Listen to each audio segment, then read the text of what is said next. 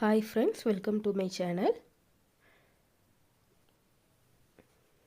சுவையான மீன் குழம்பு எப்படி செய்யலாம்னு பார்க்கலாம். ஊளி மீன் 1 கிலோ எடுத்துக்கலாம். அடுத்ததா புளி கரைசல், ஒரு எலுமிச்சம்பழம் அளவுக்கு புளி கரைசல் எடுத்துக்கோங்க. அடுத்ததா இதில் 5 தக்காளி, நல்ல பழுத்த தக்காளியை சேர்த்துக்கலாம். அதை இந்த மாதிரி நல்லா மசிச்சு விட்டுருங்க.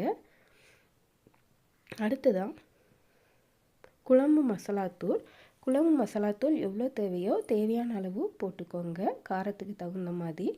நான் இன்றைக்கி 6 டேபிள் ஸ்பூன் அளவுக்கு போட்டிருக்கேன். அடுத்ததாக தேவையான அளவு உப்பு, ஒரு கைப்பிடி அளவு உப்பு சேர்த்தா கரெக்டாக இருக்கும். அடுத்ததாக ஒரு சிட்டிகை மஞ்சள் தூள், எல்லாத்தையும் நல்லா மிக்ஸ் பண்ணிக்கலாம். அடுத்ததாக கொஞ்சமாக கொத்தமல்லி இலை, கொஞ்சோண்டு இஞ்சி பூண்டு விழுது, இதையும் நல்லா மிக்ஸ் பண்ணி விட்டுடலாம்.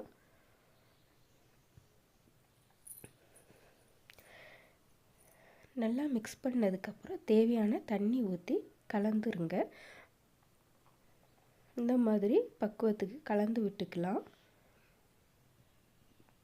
அடுத்ததாக கொஞ்சமாக கட் பண்ண வெங்காயத்தையும் இதில் சேர்த்து இதை தனியாக வச்சிடலாம். அடுத்ததாக தாளிக்கிறதுக்கு தேவையான அளவு எண்ணெய் ஊற்றிக்கிறேன். எண்ணெய் ஊற்றிட்டு எண்ணெய் நல்லா காஞ்சதும் வெந்தயம் 1 டீஸ்பூன், கடுகு 1 டீஸ்பூன், இந்த ரெண்டையும் சேர்த்துக்கலாம். இது நல்லா பொரிஞ்சு வந்ததுக்கப்புறம் நம்ம அடுத்தது சேர்க்கணும். நல்லா பொரிய விடணும். நல்லா பொரிஞ்சிட்டு அடுத்ததாக கருவேப்பிலை, நம்ம கட் பண்ணி வச்சுருக்கிற வெங்காயத்தையும் இது கூட சேர்த்துடலாம். வெங்காயம் நமக்கு நல்லா கோல்டன் ப்ரௌனாக ஆகி வரணும். அது வரைக்கும் நல்லா வதக்கிக்கோங்க. இந்த மாதிரி வதங்கினதுக்கப்புறம் நம்ம எடுத்து வச்சுருக்கிற தண்ணியை இதில் ஊற்றிக்கலாம்.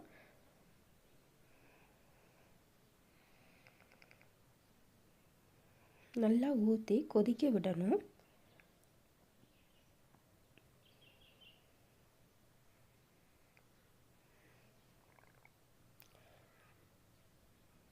நல்லா கொதிக்க விட்டுருங்க. ஒரு 10 நிமிஷம் மூடி போட்டு கொதிக்க விடுங்க. அப்போ தான் மசால் வாசனை நல்லா போகும். இந்த மாதிரி நல்லா கொதித்து வந்ததுக்கப்புறம் நம்ம ஊளி மீனை இதில் சேர்த்துக்கலாம். நான் இன்றைக்கி 1 கிலோ ஊளி மீன் எடுத்திருக்கேன். அதை இதில் சேர்த்துக்கிறேன். மீன் எல்லாத்தையும் சேர்த்த உடனே ஒரு 2 நிமிஷம் இதை கொதிக்க வச்சா போதும். இதை பாருங்கள், நல்லா கொதித்து வந்துட்டு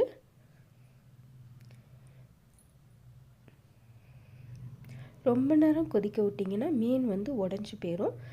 அதனால் ரொம்ப கொதிக்க விட வேண்டாம். இப்போ ஸ்டவ் ஆஃப் பண்ணிவிட்டு வேறொரு பிளேட்டில் எடுத்து வச்சிடலாம். சுவையான மீன் குழம்பு ரெடி ஆகிட்டு. இந்த மாதிரி நீங்களும் உங்கள் வீட்டில் ட்ரை பண்ணி பாருங்கள். நம்ம சேனல் பிடிச்சிருந்தா சப்ஸ்கிரைப் பண்ணிக்கோங்க. மறக்காமல் லைக் பண்ணிடுங்க.